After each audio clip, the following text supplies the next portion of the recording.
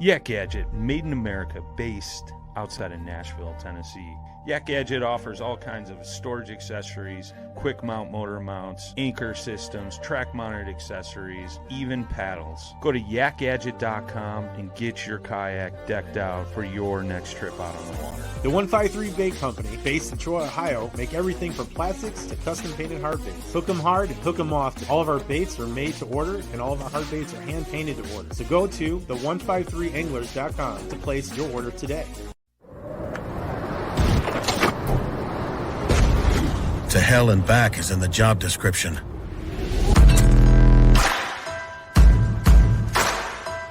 Being roughed up, scuffed up, run over, kicked, thrown, dropped, dunked, and done the unthinkable is a duty we've embraced for more than 40 years. Through superior engineering and constant innovation, only Pelican has conquered the chaos a life of ambition can dish out. And we've done it to empower you. Welcome to The Reel Down on Paddle and Fin with your hosts, Dan Perry and Jimmy Skinner, where we talk about everything tournament kayak fishing. Here we go.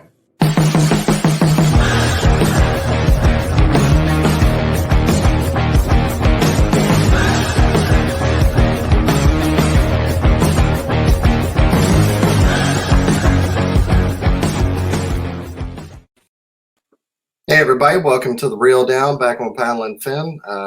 Glad you're listening or watching us tonight, and I gotta get a new picture. It's time to catch another big fish so I can get a better picture on there. I'm tired of looking at that one. But Jimmy's off tonight. He had some work. The man's an entrepreneur. He's out there hustling, so he took the night off. But in his place, I have my running partner, the guy who I fish with probably more than anybody else. I had to get him on the show. Mr. Chuck Wise. How you doing, man? How's it going, man? Good. So I was able to get Chuck on. Wanted to have him on here. Me and him, we fish together all the time. You know how everybody has your buddies that you kind of tell everything. You actually tell them what's going on. You don't keep any secrets. That's Chuck for me. But yeah, man, tell everybody, first time being on here, tell everybody who you are, man. Yeah, man. My name's Chuck Wise. I've been, fishing for a long time, kayak fishing for quite a while too. Met you maybe 2 years ago now, 2.5, something like that. And yeah, we've been pretty good buddies ever since. Yeah, we definitely, we fish together all the time. We share information. Yeah. Well, come on, you gotta give my background. You fished at Auburn, and Yeah. Okay. yeah, I mean you didn't just start at kayak. No. Yeah, I've like I said, I've been fishing all my life pretty much, and I fished for Auburn. I made their traveling team, which is like top 6 and top 8. I got 6th place. You'll have like 50 people or something, right? Yeah, I think that year we had 50 or 55, but I got a lucky draw because I fished as a co-boater, and I got with some good guys who were around fish, and I was able to catch some, and I caught plenty of fish, and I made the traveling team one year. It was really fun. We went to Okeechobee and Chickamauga and all those places, that's the places you dream of. I'm pretty sure that we didn't really catch that many fish in the tournament, but I got to go at least, so it's fun. But yeah, been kayak fishing, ever since I went to college, I guess 7 years now. But that's just in a kayak. So like I said, I've been doing that a while, but I've just started kayak tournament fishing maybe 3 years ago. So still pretty, I've always fished tournaments, but kayak tournaments is a little bit different for sure. But yeah. And we're on the KFL team, Alabama Hammers. Yeah. I'm a hammer. Yeah, there so you they go. say. But hey, you can catch them now. You got second in our AOY last year, right?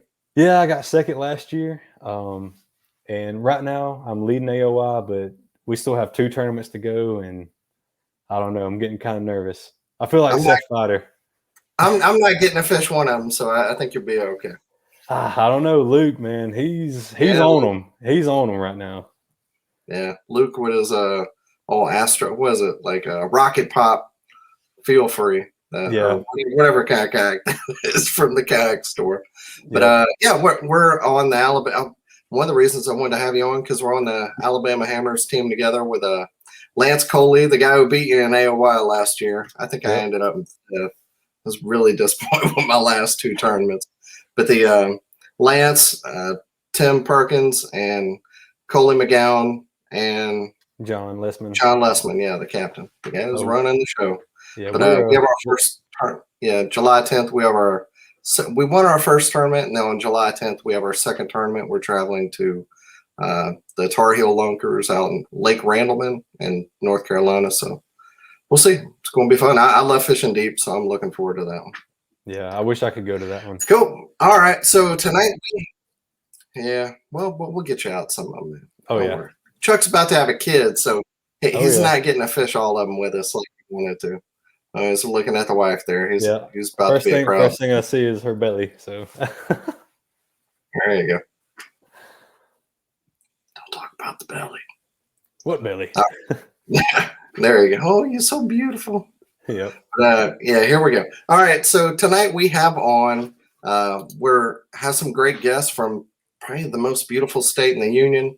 Kayak Bass Fishing Utah. They had a tournament on Pineview Reservoir, had 61 anglers, and we have the top three here tonight. We have Aaron Warner, Tyler Ivey, and Jason Conley. Thanks for being on show, guys. Hey, thank you. Yeah, no problem. Happy to be here. Yeah, and shout out to Erin, who one of the people that runs y'all's trail. She was able to get some information, but everybody loves Erin. But so welcome to the show. First time y'all been on. We'll go around the horn here and let all y'all say who you are and tell you what you do whenever you're not fishing, whatever you want to tell everybody, all the listeners. Aaron, we'll start with you, man. All right, yeah. So my name's Aaron Warner from Vineyard, Utah. Just love to fish. I grew up fishing for trout, and then in college I really discovered bass fishing, and it was game over. I was all about bass after that. Ended up fishing at UVU, fished some of the FLW college trail tournaments. Had some success at like Clear Lake and Havasu, and that just really got me hooked. Ever since then, I've been just kind of fishing local tournaments, and then recently got into the kayak scene. And when I'm not fishing, I'm kind of thinking about fishing or running a fishing website. So, which fishing website do you run? Just a little kind of a side project called tiltfishing.com, where I just post different articles and things like that. So, cool, man. Very cool. All right, Tyler, how about you, man? Hey guys, how's it going? Good. Hey, so I'm Tyler Ivey. I'm from Hooper, Utah. Down here in northern Utah, part of the state. I've been tournament fishing for about 15 years now. I started when I was 13. They had a youth program down here in Utah for FLW and BSSS Federation. So I started fishing that when I was about 13 years old, and I've been bass fishing ever since. I think bass fishing is addicting for sure. So, I got a boat when I was 16, and I've been fishing in tournaments ever since then. I'm a diehard for it. I love it, and I just took actually kayak fishing. Just 2 years ago. Like I found out that the kayak fishing club here in Utah, they did tournaments, and so I bought me a little kayak and joined the club and started fishing these tournaments. And man, it's fun. It's way different than fishing out of a boat. It's actually, in my opinion, a lot more difficult, and I think it's much fun. I love the challenge. So yeah, I'm definitely one of those people. I fished in the boat for a long time, college, like a couple of us, and I don't want to go back until as long as I'm able to function to pedal. This is what I'm going to do. I love the strategy. I love just how it's different, But also, what kind of kayaks are y'all in?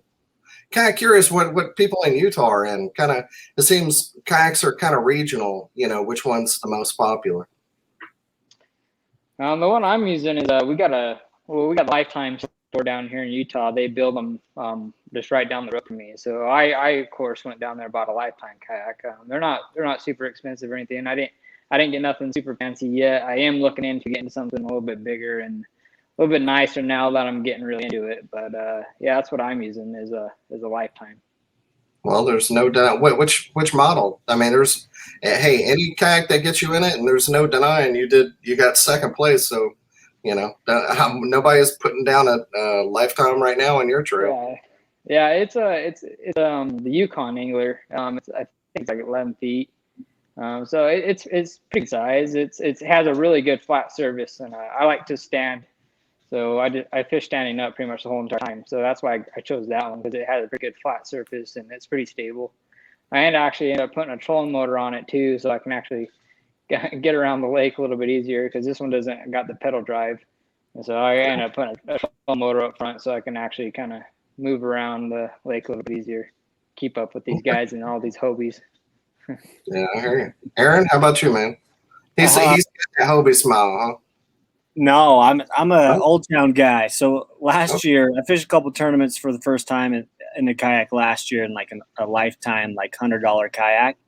And then one tournament the wind just picked up and it was like I had to paddle, and I couldn't fish, and so I was like, forget that, I'm gonna upgrade, and I got a Old Town 106 Minn Kota, the sportsman powered by Minn Kota.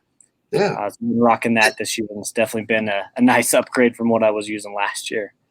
that is a cool boat, man. Just the way the foot controls are, it seems like that would be like like Tyler. You have probably a remote control on yours, or are you using foot pedal?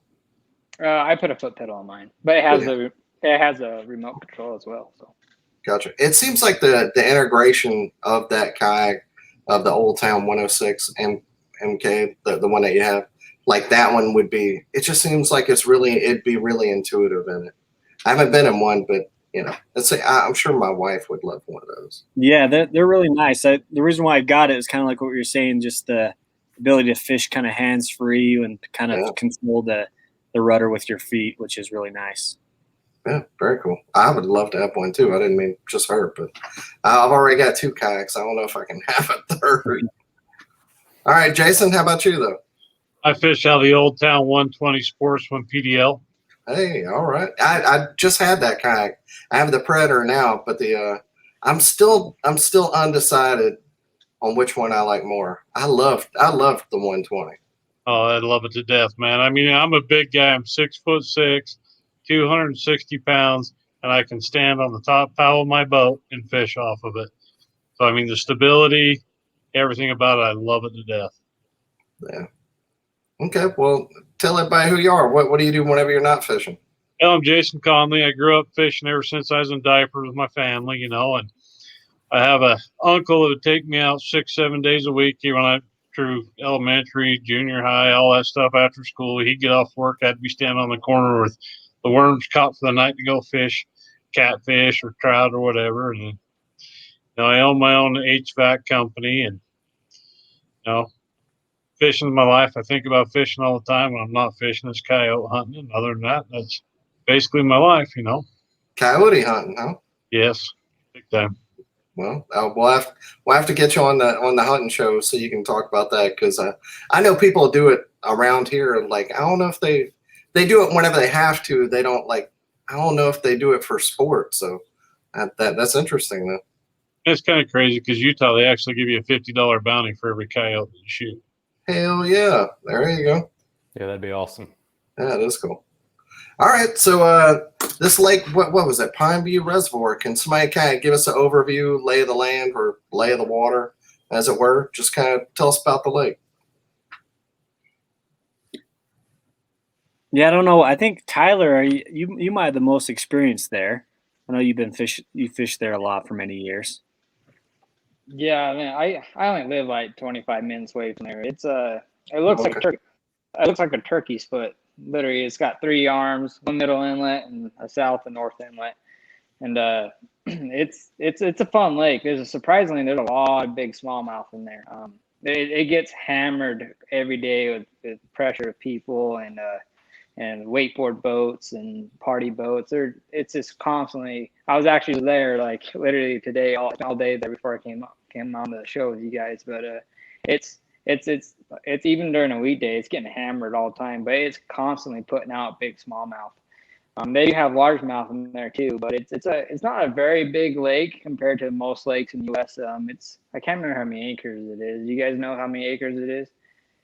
No. I don't. Yeah, it's not very big at all. It's not what you guys would expect. I don't know. I can't even put a number on it. I think it's only like 20,000 acres, 50,000 acres, something like that. It's not very big. Okay.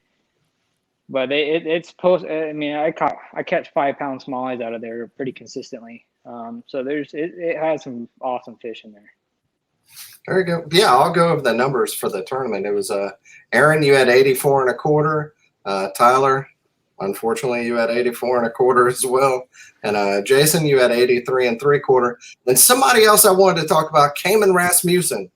That guy, because every time after the show, we go over all the tournaments and the results, and we're always saying his name, and I'm always like, that guy's got the best name in kayak fishing, Cayman Rasmussen.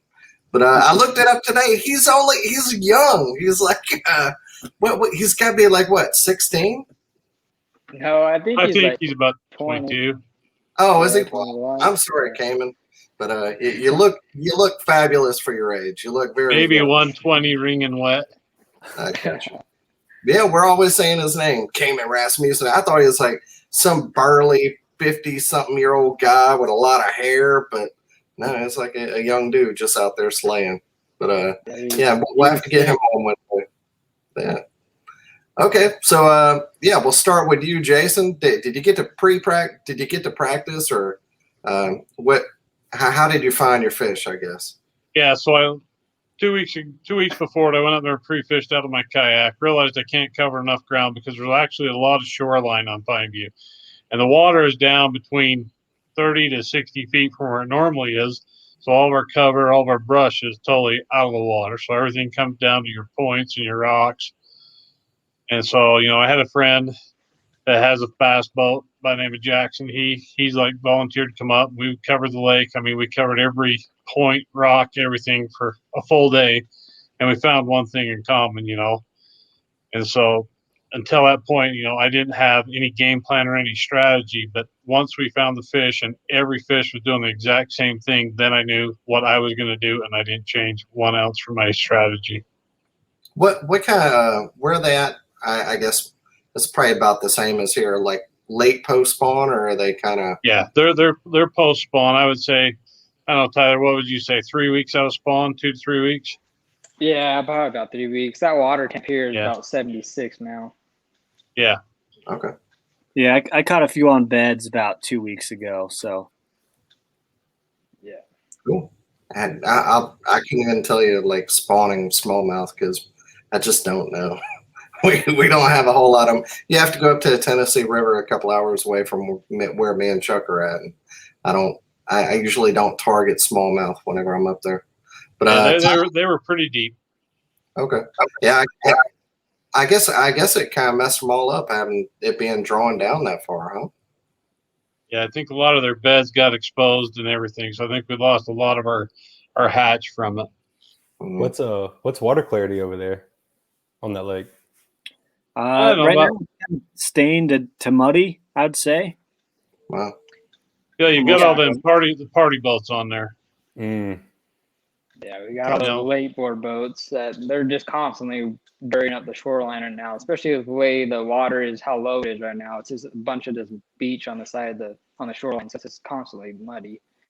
Probably about 2-3 feet. I mean, which is relatively clear for a lot of other lakes, but. People talk bad about jet skis. I'd rather have a jet skier than a wakeboard boat any day. Yeah. Oh, definitely. They're the worst. I mean, I got one buddy that's on here that about got nailed by a 4-foot wave while he was standing up to his back. Huh, Tyler? Yeah, he yelled at me. I wasn't paying attention. I had a big old wakeboard boat wave coming right at me, and he yelled at me, and I had to turn around and sit down, or I was going to go overboard. Yeah, thanks, Jason. Wow. There you go. He saved it. Maybe you shouldn't have done that. You could have bumped him down to third.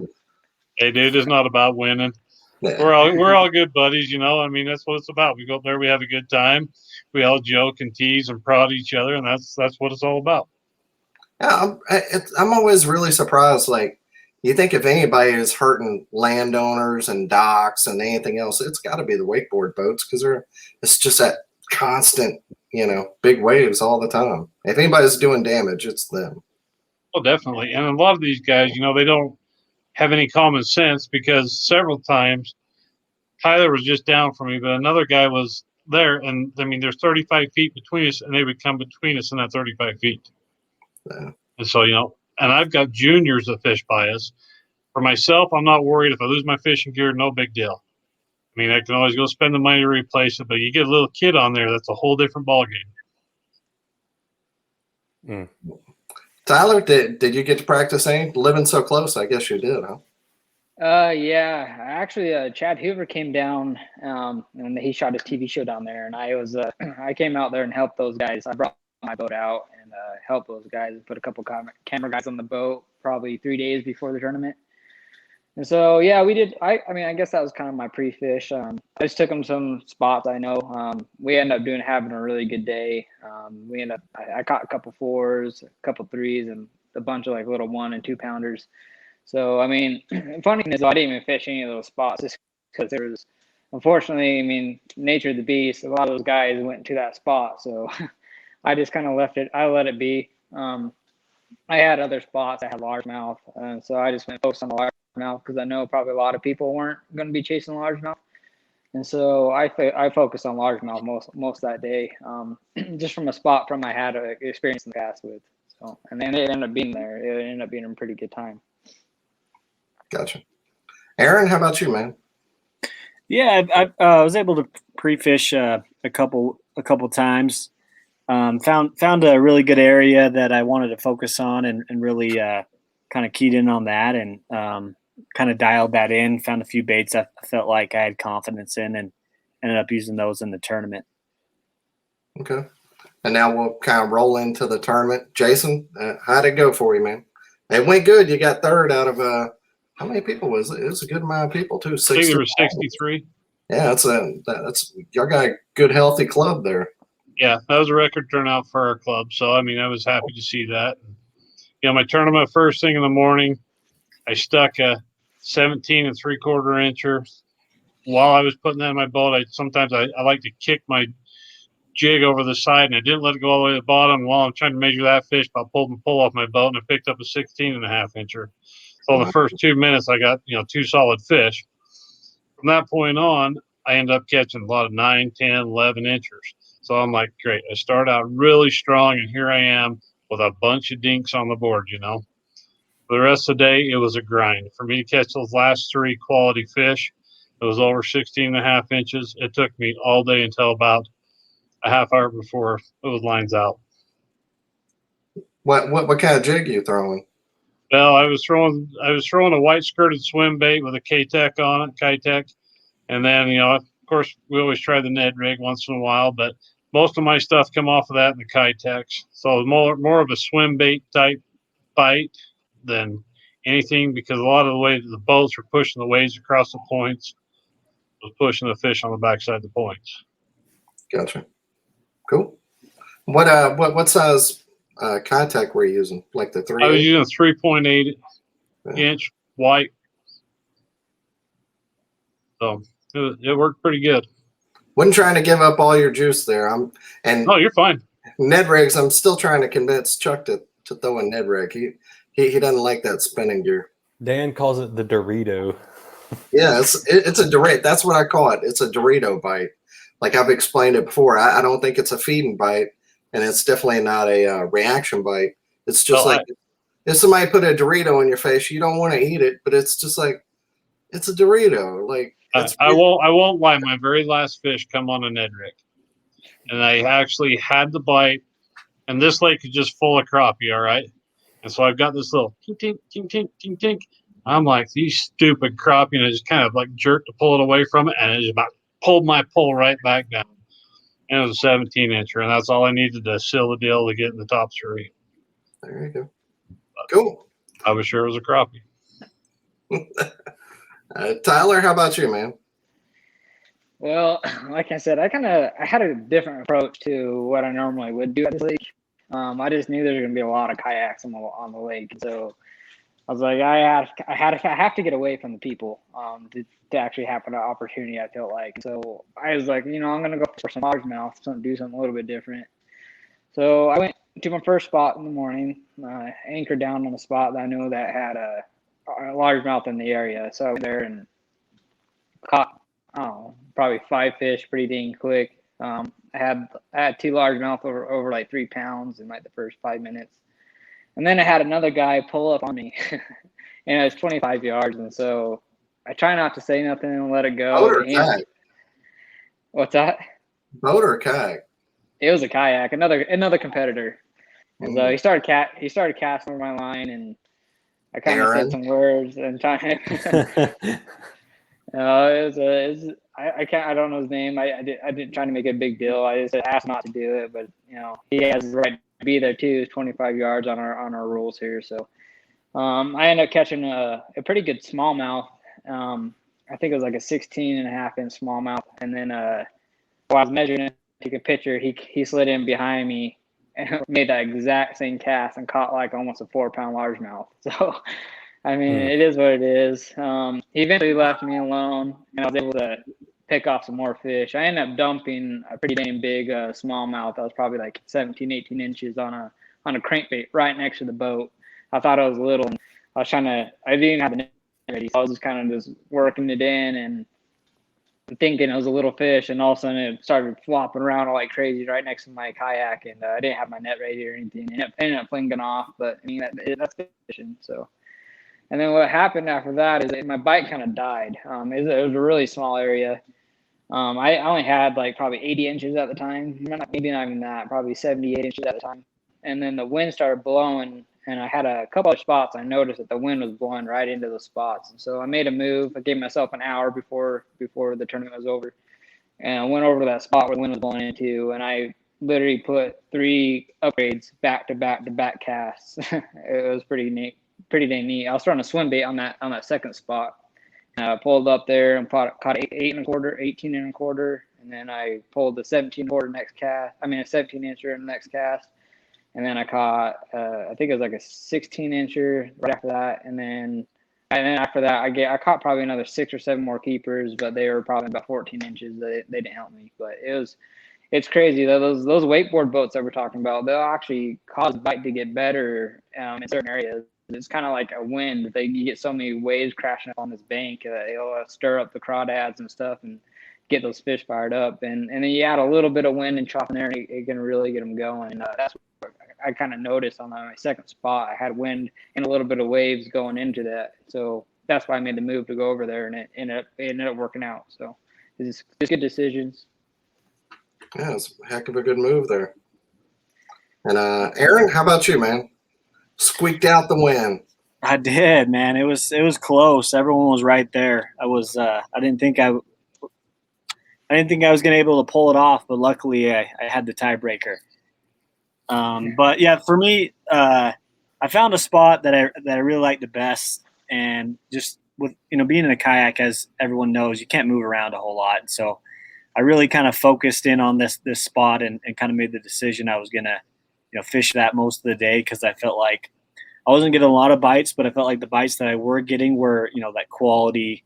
And Pineview, to me, anything around that 17-inch range is kind of where I wanted to be at. If I could average around 17, maybe 17 and a half, then I'd have a chance. And so I found the spot where it was kind of a flat that had a drop off as kind of a secondary point. And when I pulled up, Cayman was actually on the spot as well. And I don't know if anyone else noticed, but he lit it up in the morning. I think he had like 73 or 4 inches in like the first hour or something. So I was getting nervous. I thought maybe he caught all the fish around the spot, but I just kind of fished. Finesse swim bait was kind of the deal for me, which I caught all my fish on. I ended up catching like a 15.75, 2 of those kind of quick, and then I was able to pick up a 17 a couple hours later, and then my biggest fish, which was the big fish of the tournament, was a 19. Once I caught that, I felt like I had a chance. I just needed to get one more good one, and that kind of long. Then I went through a long stretch where I wasn't getting really any bites, and had me nervous. But I finally was able to land like a 16.75, and felt like I had a good shot at least placing. So, but for me, the deal was I was fishing in practice. I fished everything. I tried to power fish, couldn't get much going on a crankbait. Kind of dialed in that finesse swim bait bite. On a Kitech as well, but I was fishing with a chartreuse and blue, the fat swing impact, just kind of a finesse swim bait head, and just long casts and straight fluorocarbon, and just kind of slowly reeling it in and mixing up speeds. And I felt like they were kind of keying on small bait fish, and that chartreuse kind of helps the bait stand out in that dirtier water. So I guess a finesse swim bait is kind of something everybody, like a generally something everybody throws in that area. Depends on lake. Yeah, for me, I try to be a little bit different. A lot of people will drop shot and fish the Ned rig and Senkos a lot, at least from what I've noticed. And so the finesse swim bait, for me, gives them a little bit different representation than everyone else is using. But except for y'all three. Except for Jason, yeah. And I don't know what Tyler, what were you using, but some kind of swim bait, right? Yeah, I was throwing a swim bait for the smallies and Senkos for the largies. Okay. Yeah. But yeah, I was getting nervous because when I submitted my last fish, I was in first, but it was super, super tight. I think the top 10 were, an inch or less away from kind of dethroning me. And my kayak rudder actually broke. Like there's a screw that screws into the rudder that allows me to steer with my feet, the cables. And it came undone, and I couldn't get back to shore. I was just kind of spinning in circles because the rudder was stuck in a certain position. So I was dealing with that kind of for the last hour, and I thought, oh man, I may have just lost the tournament just because I'm dealing with this kayak thing. But I was able to get it figured out and screwed it back in, and had like 10 minutes to fish, and luckily the length held off. I guess you got lucky. Your circle got close enough to the bank you could do it, huh? Yeah. Oh, well, there you go. It worked through a malfunction and still made it happen. And Tyler made a good decision at the end, and Jason's just a stick and caught them all day. Sounds like a bunch of spinning rod action. Yeah, not Chuck's favorite. Yeah, I can bring him out to Utah. He'll love it. What was that thing you just got, Chuck? That you could throw a bait caster on, like super finesse stuff on a bait caster. What was it? Yeah, I got a Shimano Scorpion. It's a bait finesse. Like they call it BFS, and supposedly you can throw anything down to like a 1/16 of an ounce on this thing. And I've had pretty good luck with it. I'll throw like ultra lightweight shaky heads and like small finesse jerk baits, and it's super light. I can chunk it out there. So that's my deal. I hate throwing a dang spin rod. I feel like in Utah you have to have a spin rod in your arsenal, or you might be in trouble. Yeah. Chuck slays though. He can do it without it. Around here you can kind of, we have so many different kind of lakes here that you can kind of usually get away from it. And a lot of times you do better because you're not throwing finesse and you're just going for those bigger fish. Because I'm always throwing finesse and ended up like right outside the money. Around here, it's obviously a lot different in Utah. A lot of it depends on the lake. Yeah, that's right. What other kind of lakes do y'all have there? I'm just curious. Is it mostly reservoirs or all reservoirs? Like reservoirs like that? Except for Lake Powell. Yeah, Lake Powell is probably the only like big natural lake. We got Utah Lake too, but I mean the fishing there ain't the best. But yeah, Lake Powell is probably our best fishery, I would say, in the state of Utah. But most of all, we have tons of reservoirs around here. But they're not like I said, they're not big. They're little. They're all man-made ecosystems, and the fishing there ain't I would say the best. I mean, there is 20-pound bags of largemouth that caught every once in a while that you hear about. But I mean, if you have, usually around here, if you have anywhere from 9 to 12 pounds, you're going to win a tournament in a boat tournament. So these northern lakes here in Utah ain't I would say amazing. Besides Lake Powell, is a phenomenal fishery. I mean, it's still, as long as everybody's on an equal playing field, it's still fun, you know? Oh, yeah. Yeah. Very good. All right. Well, we appreciate y'all being on. And before we let you go, we always want to give everybody a chance to shout out anything you want to, anybody that makes fishing easier for you, just anything else you want to talk about. Jason, we'll start with you.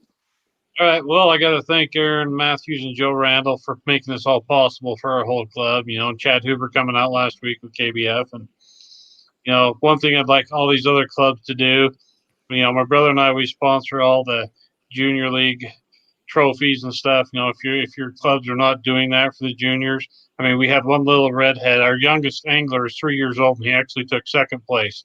Wow. The second that little kid got his medal, he was running everywhere, telling everybody he had a medal, he had a trophy. And, you know, that excitement, that reward for those kids, even though it's not a lot of money out of our pocket or a lot of money into it, that means the world to those kids. You know, our Sand Hollow tournament, we had a kid that I don't think he'd ever won a trophy in his life. And when he took first place down there, I mean, you thought it was the best thing that he'd ever seen in his whole entire life. You know, we got to keep our kids into this. We got to keep the kids are coming up behind us, or else there's not going to be no future into fishing. So, if your club doesn't have it, get a hold of me. I'll kind of help walk you through it. Get a hold of Aaron Matthews. You know, we'd be glad to help you set up one of your clubs too. We're actually about to have our first youth trail in our club, Iron City here in Alabama. We've never had one before, and next weekend or the weekend after that, we're having our first one. But all the committee people put in for trophies, and that's awesome. Yeah, it's all about the kids, man. That's very, very cool. I think it's this weekend, right, Dan? Is it? Yeah, maybe. Yeah, I think so. 26th sounds about right. Yeah, I'm not sure. My wife has plans for me. So I just donated. I'm not going to be able to, I'm giving them some baits and some money. I'm not going to be able to be there, but yeah, it's very cool they're doing it. Oh, yeah. Tyler, how about you, man? Of course, I'd say Aaron, Madison, Joe Randall for, you know, our club presidents. They do an awesome job. I mean, there's a lot that goes into it. So, I mean, they do an awesome job running it. Chad Hoover coming out here fishing with us, that was awesome. A lot of people love that. He's a great dude. You gotta check out his TV show, what he does. He's a stand-up dude. And then Jason Conley for the, you know, sponsoring the plaques and everything for the youth that is out here. Like he said, the youth is our next generation, so that's awesome that he does that for us. So, and then of course, I mean, I gotta shout out to the sponsors. They do help me make my life a little bit easier out there on the water. So like Favorite Fishing, Liquid Mayhem, Amphibia Eyewear, and they help me a lot get out in the water. So I want to thank those guys. I like that Liquid Mayhem myself. And Yeah, there's awesome. like some catchphrase or something. I can't remember the tagline for them, but I can't remember it right off the bat tip of the tongue. I can't remember either. But yeah, it's good stuff. If you never used it, definitely try it. Either that or Bang. I kind of go back and forth. It depends on which one I have with me that day. I mix it up. I just pick one. I'm like, ooh, today is Mayhem or today is Bang. You should literally mix it up and see what happens. Maybe I should. Yeah, there you go. Every time I put the Bang on there, I say Bang, and it gets me jacked up like I'm ready to catch another fish. Bang! You got to spray it in your mouth too. No, that stuff's terrible. If you spray it in, if the wind's going the wrong way and you're not thinking about it, yeah, you coming home stinking. Your wife is not going to want any part of you. All right, Aaron, how about you, man? Oh, I went way overboard there. Sorry. Yeah, I just want to echo what Jason and Tyler were saying. Yet, just Aaron and Joe and all the Kayak Utah fishing family. We have a great group of people. It's just a lot of fun to get out on the weekends and compete with. We got a lot of, even though Utah is not known for, you know, its bass fishing by any means, we got a lot of good anglers and good sticks out there, and it's fun to fish with them and compete with them. So I don't have any sponsors to thank. Just want to thank my wife and family for all their support, allowing me to fish and giving me time away from the kids and just allowing me to do what I love. There you go. And tilt fishing, right? Isn't that what it was? Oh yeah. So yeah, I run a tiltfishing.com website. So cool. I'll definitely check that out myself. Everybody else should too. Cool. Well, we appreciate y'all being on, and good luck with the rest of the year, and good luck with your club and Aaron and everybody else. And hopefully we'll talk to y'all and Cayman Rasmussen before too long. All right. Y'all have fun with those spinning rods. Thank you. Later. All right. All right, there we go. Well, we appreciate them being on. Yeah, that was awesome. Yeah, some Utes. Yeah. I think they're the Utes, right? I think that's the thing. Utah Utes? Yeah. Yeah, the Utes. Okay. I'm not going crazy. I went out there one time, like for national parks whenever I was a kid. And then I drove through Utah one time. I was stationed in Seattle, and I had to drive back home to Mississippi because they were shipping my vehicle to Iceland. And I remember I was driving through Utah, and I was going over these bridges, and it was like the bridges were just absolutely glass. Like they were definitely frozen over. What? And I would just hold on whenever I came to every bridge. And then whenever I went like to Salt Lake, and then I went east up into Wyoming, I think I might have been going the wrong way. That was like before Google Maps. That was like MapQuest, like where it was on paper, and you have to I think I missed an exit. Very shady directions. But I went up this giant hill from Utah, I think, into Wyoming, and they had like big crossbars on the interstate. So like if the weather got too bad, they just put a crossbar down on the interstate, like, oh, you have to turn around. Interstate's closed. Wow. Yeah, we don't have that here. That's crazy. If it even snows over here, it's just like the whole state shuts down, and that's probably for the better because when it rains, people can't drive. I can only imagine icy roads. And this was in the middle of winter. I remember going up that hill, and the sign said, "You must have chains with you." I was like, I do not have chains. I am in trouble. This is a terrible mistake I've made. But I couldn't turn around and go hundreds of miles the other. I don't know. Dang. Yeah, I made it. So that was years ago. All right. I wonder if they have any river systems over there. I didn't think about that. Yeah, I don't know. Maybe if they have reservoirs, I'm sure they got some kind of river system. Yeah. Maybe. I don't know. We'll have to have them back on again. Yeah, for sure. Right. I'm sure they'll get here for sure. Yeah, there we go.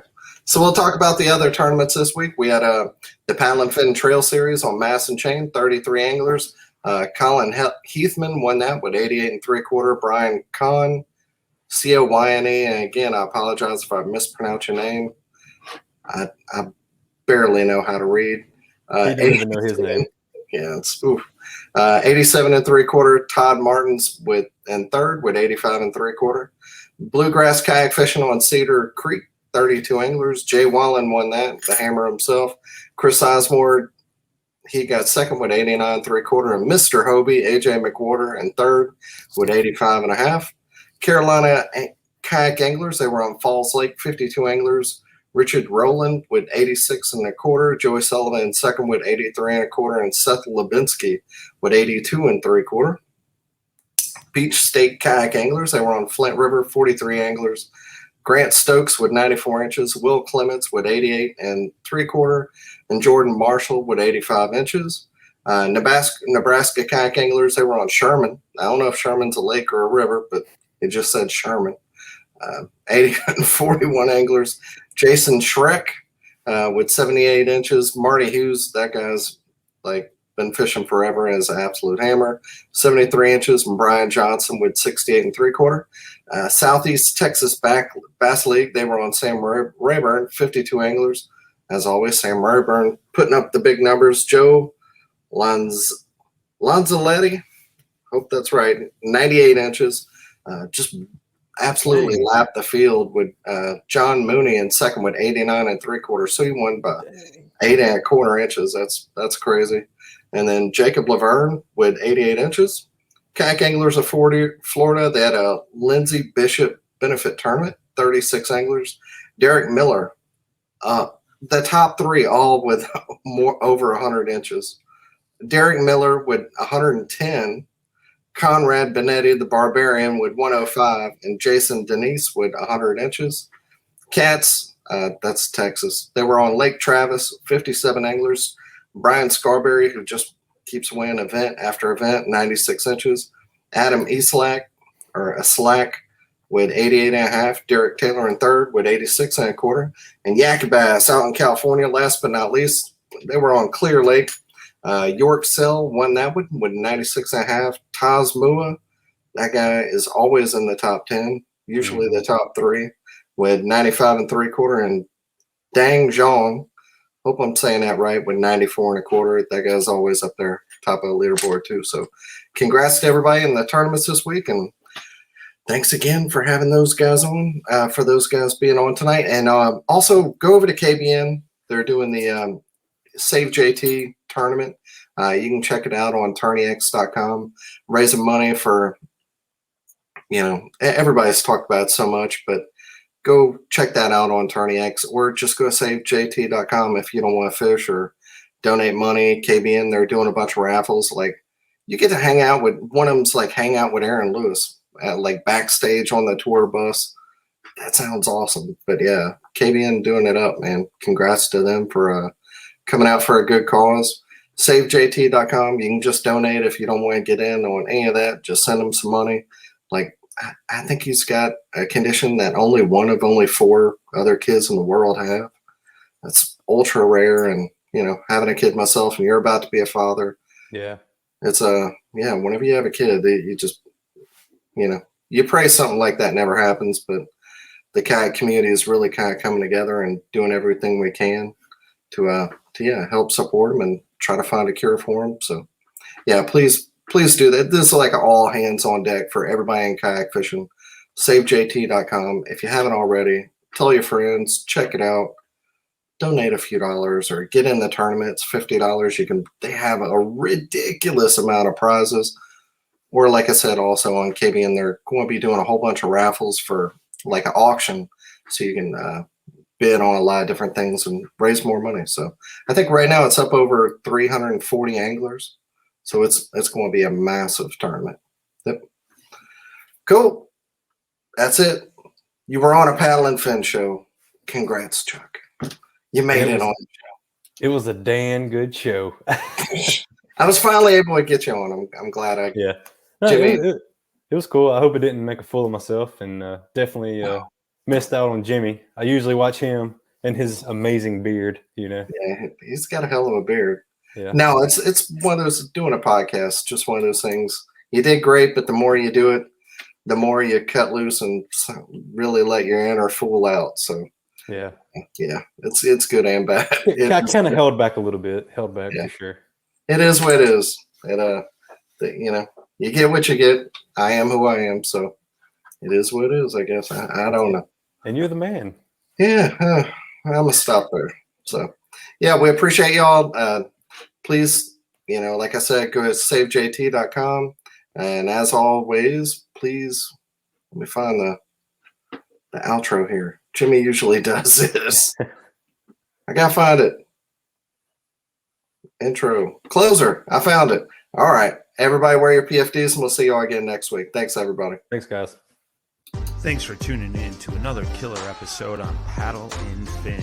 Don't forget to go check out our website at paddle_and_fin.com. Don't forget to check out the YouTube channel at Paddle and Fin. If you got a question, comment, want to hear from a future guest on a future episode, feel free to email us at paddle_and_fin@gmail.com. Don't forget to follow us on social media at Paddle and Fin on Facebook and Instagram. Shout out to our show supporters, Angler. The Angler button and app just makes for a better time on the water and creates a virtual logbook for every fishing outing out on the water. Shout out to Rocktown Adventures, located in Northern Illinois, for all your kayaking, camping, and hiking needs. Shout out to Jigmasters Jigs. When in doubt, get the jig out. Go to jigmasters.com.